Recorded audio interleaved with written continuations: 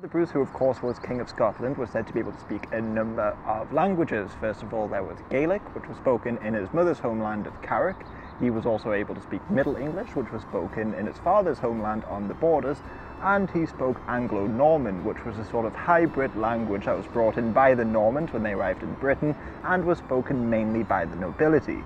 He also wrote letters in Latin, but you can see here that the identity of Scottish people at that time was somewhat fluid, and there's a good reason for it. Scotland, like England, had been invaded numerous times, and people from all over the continent started arriving here. One way to tell just how many foreigners arrived in Scotland is to look at clan names. For instance, if you go up to the Outer Hebrides in northern Scotland, you'll find a lot of Viking influence.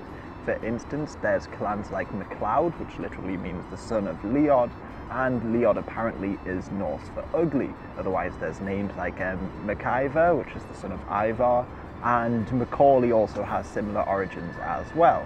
But the Normans had far more influence. For instance, in Scotland there's common family names like Sinclair, which comes from the French Saint-Clar. There's also Hay, which was probably named after one of the many Norman towns called Le Hay. The Jardines are probably named after the French for garden, and Bruce, as in Rob the Bruce, probably is named after his ancestral hometown of Brie. Other clans were started by people from all over the continent. For instance, the Murray clan was started by a Flemish man, and the Stuart clan probably emerged from France. But I should explain a little bit of history behind the clan systems for all this to make sense.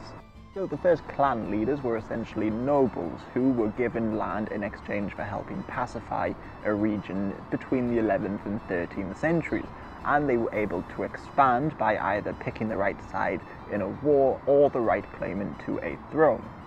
Although family bonds were important in the clan system, initially they acted more like European feudalism than, say, Native American tribalism.